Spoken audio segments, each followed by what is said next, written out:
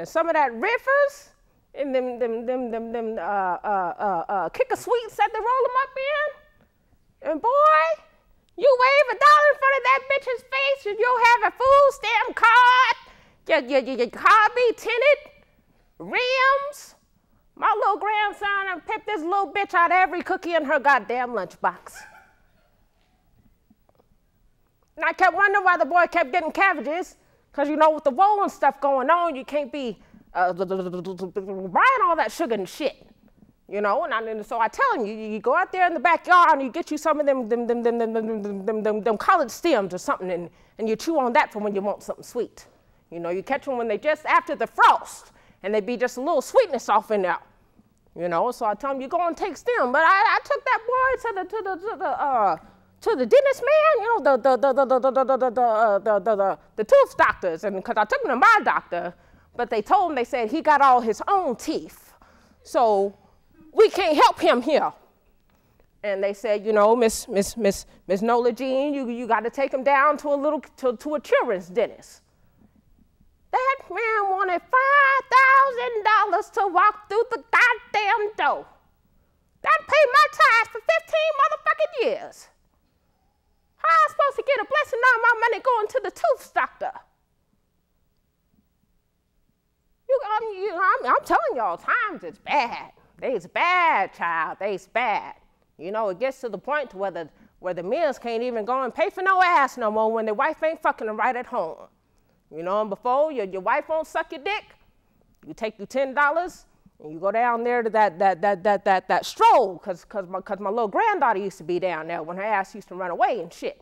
The curfew cops always calling and telling me to come and pick the little bitch up, and I say, well, I ain't got time, cause you know my sugar's bad, and if I ain't home to get that insulin's right, then well, y'all see, oh, Lord. So hot in here. Oh, thank God for the fan. Whew.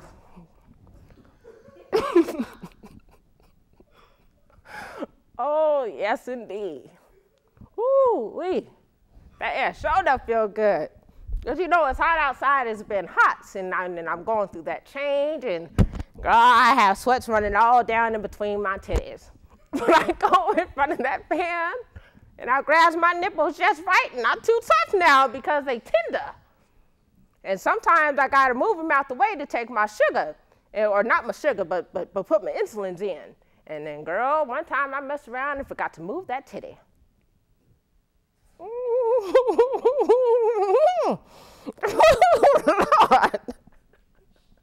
I thought I was going on the floor. But anyway, like I said, when you get to the points, when y'all girls get to the points where you're going through the change and stuff, you know, and you just get you a simple fan, and you wait till the water starts running up underneath and between your titties. And then you go and lift them up just right. And so when the air hits that water, then it cools you off real good. Now you make sure you wipe up under there. Sometimes I put towels underneath mine because I can't always get to the fan when I need to, so that moisture builds up. And I don't like them wet spots underneath my blouse, you know, because I directs the choir.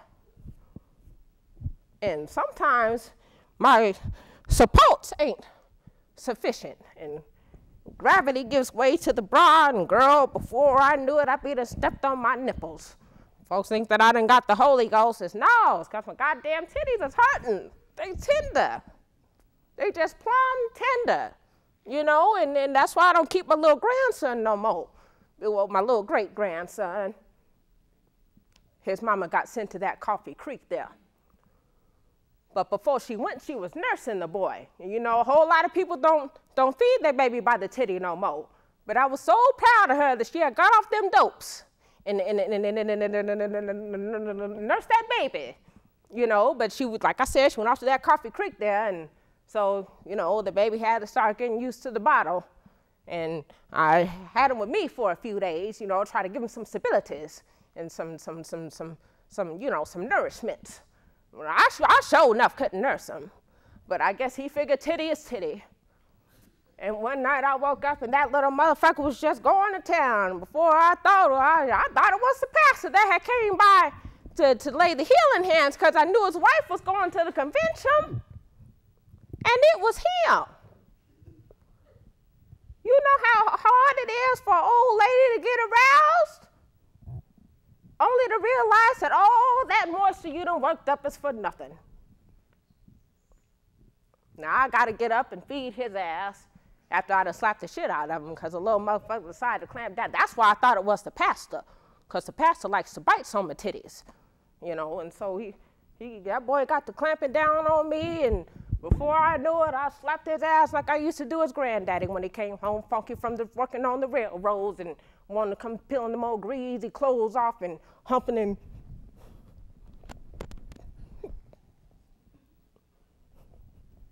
And I tell him, no, go on now. I ain't got times for that. You know, that's back the way they used to do back in the day. But it's 2000 something like that now. So folks thinking they do stuff different, you know.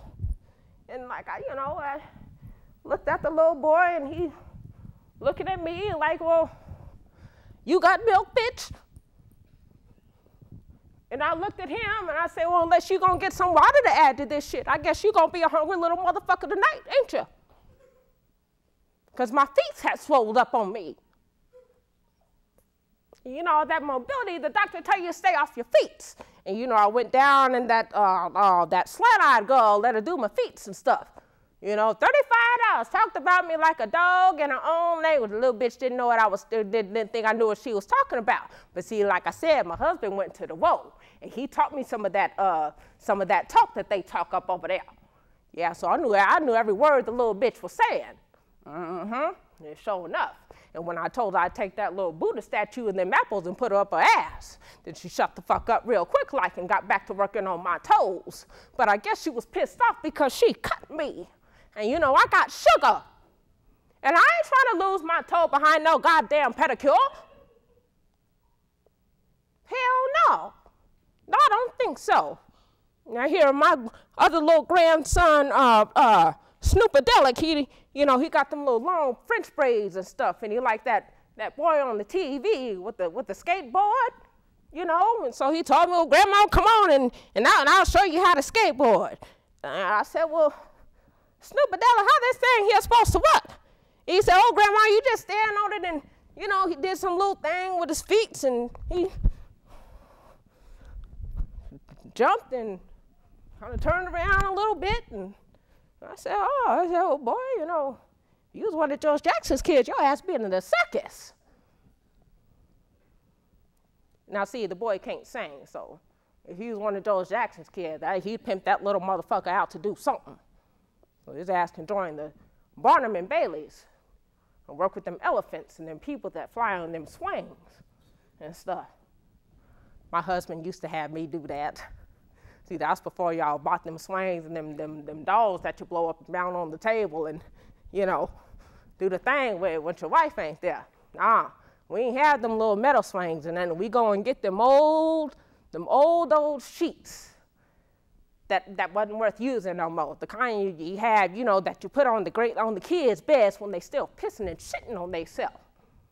We get them old sheets, boy, and he tie them up with them navy knots, and he string myself up, and he say, Nola May, I was fitting to give it to you. And I say, oh, well, Daddy, come on and give it to me. You know, but he drank a lot. So a lot of times his dick would deflate mid-stroke. And then he had a stroke. Bless his heart. And I wasn't sure how that worked because, you know, the stroke reflects either one side of the body or the other. So I didn't think if half his dick was going to go up or if that part was going to work equally, you know. So I thought about, you know, maybe getting one of them implants things and whatnot. And you know, we went ahead and they got them pills now. And Lord, let me tell you about them pills. I took one time.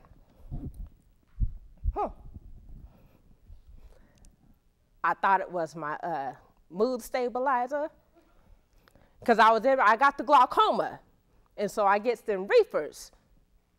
you know, I have my other little grandson,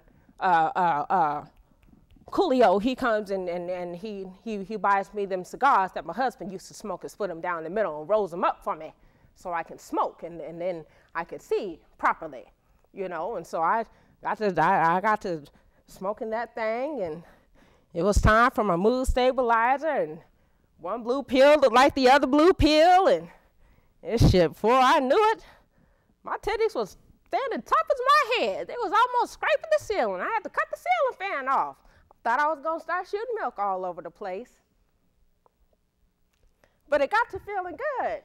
And I turned on the TV and, you know, I looked at them girls on that you know, one of them 3-letter channels, you know, where the girls and they all on top of the car and the, you know. Well, I guess I do it kind of good. Shit. Yeah. Yeah, I wonder if the pastor is in town tonight. Yes, indeed. But it was this boy on there, and he was rapping. And it was more like he was quoting the scripture from the Bible. And so I figured, well, hell, I can do that. You know, I switch it up a little bit, and I say, well, I'm sitting on top of and it's more than a feeling, ain't it? I be killing, damn it, I'm in it, eight, me, I'm Mrs. Popular. Go get your binoculars to go see the church where Sister B. Smoking ounces on the freeway. I got my girl Lois on the 3-way.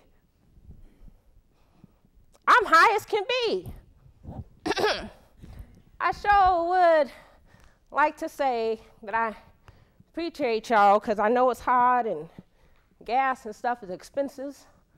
But y'all came and you spent your time and you watched me and my little crazy ass granddaughter, bless her heart.